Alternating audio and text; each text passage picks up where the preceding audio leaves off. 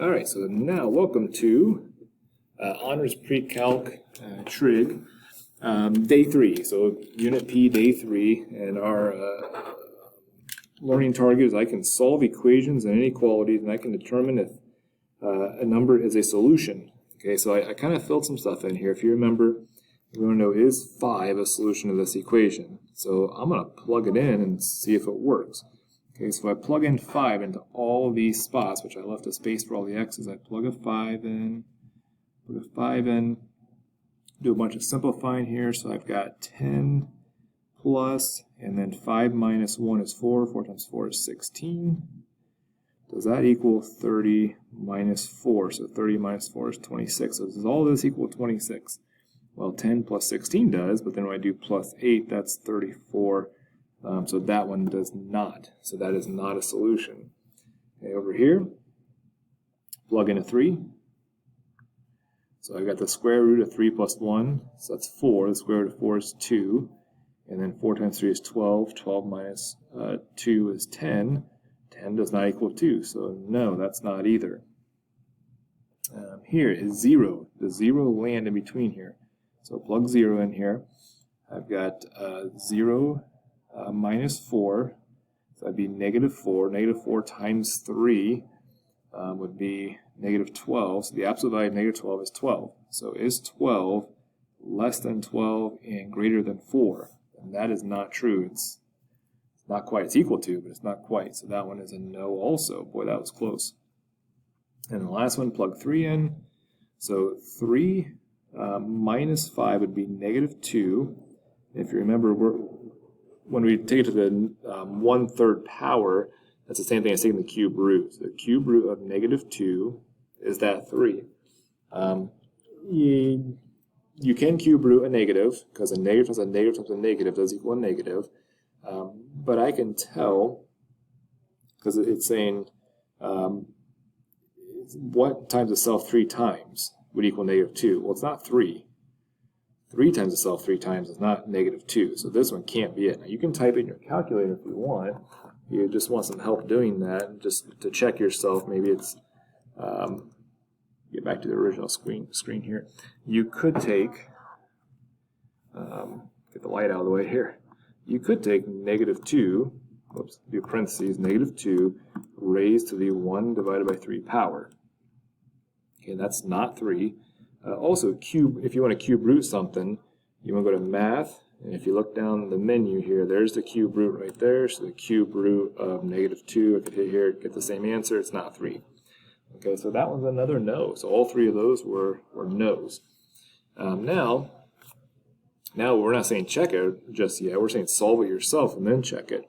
So if you remember when you had a fraction like this, and if you're good at these, you can pause it and do all these problems and come back to me and fast forward if you feel like you're comfortable with these on your own. But if I want to get x by itself and it's being multiplied by a fraction, I need to multiply by the reciprocal. So this would be x equals, I'm going to do some reducing here, it'd be 6/5.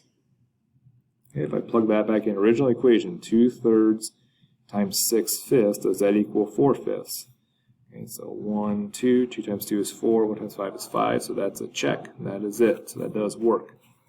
Okay, over here, solving, subtract 1/4.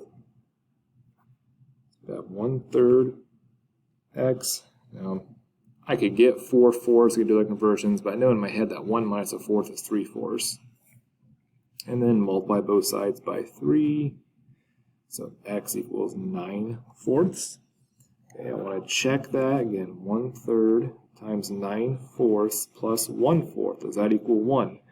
So 3 and 9 would be 1 and 3. It's 3/4 plus a 1/4 equal 1, and that is true. If I'm going too fast, feel free to pause. I'm just trying to keep these videos short, so you can pause and rewind as many times as you want. So here I want to get x by itself. I'm going to multiply by 5 first. So I would have 3x minus 2 is still greater than, because I didn't multiply or divide by a negative. Add 2.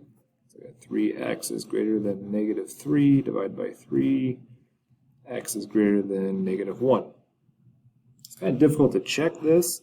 You could just pick a few points and plug them in, and plug it into this and into that, and see if you get the same result. They should both be true or both be false. So plug in 1, plug in 2, plug in 3, plug in -5. See what you get on those.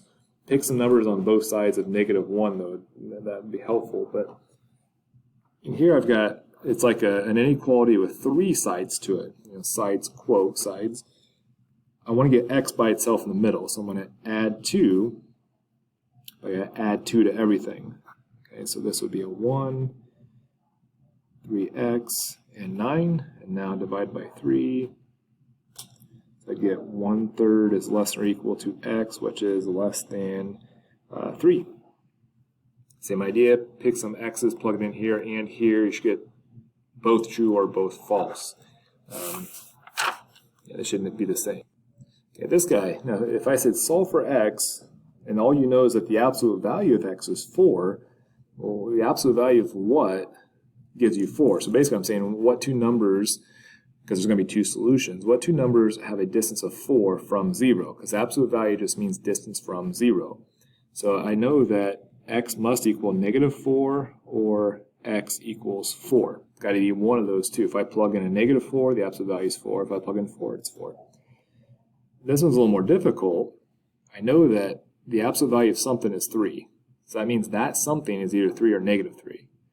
In this case, it's not a variable, it's a full expression. So that means 2x minus 1, that would equal -3, or 2x minus 1 equals +3. Okay, so I'm going to solve for these two things. Add 1, add 1. I just do all the way across because you're doing the same thing.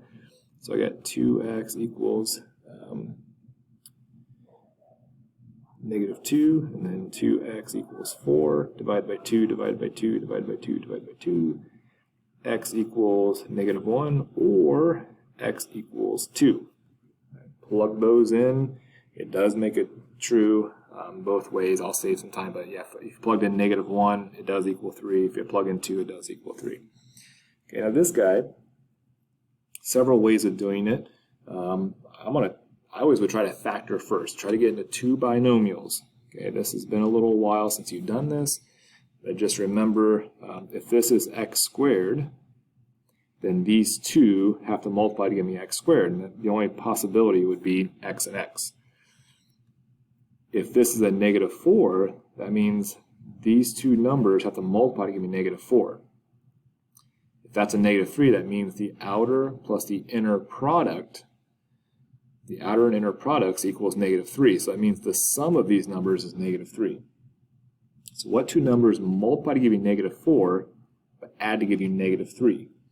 So I got -4 and +1. Product is -4, the sum is -3. Now I'm multiplying 2 things together and getting 0. The only way to get 0 is if one of these is 0. So either x minus 4 equals 0, or x plus 1 equals 0. I don't know which one it is, so I'm going to solve both. So x equals 4, or x equals -1. Another option would have been the quadratic formula. So x equals -b plus or minus the square root b squared minus 4ac all over 2a. And letting a would be 1, b would be -3, and c would be -4. Plug them in, simplify. But if it factors, it's going to be faster to factor those guys. And then number 8, give 2 other equations equivalent to this. And that just means that they have to basically have the same thing. So you can double everything, triple everything, divide everything by 2. You can add 2 to both sides. Just do something to both sides. So like what I did is I added 4 to both sides. So I have 2x equals 14. So there's one. I could add 5 to both sides. So if I added 5 to both sides, I'd have 2x plus 1 equals 15. That didn't really help me at all, but that's an equivalent equation. Also, x equals 7 is an equivalent equation. So there's infinitely many right answers. There are still wrong answers, but there are infinitely many right answers to this one too.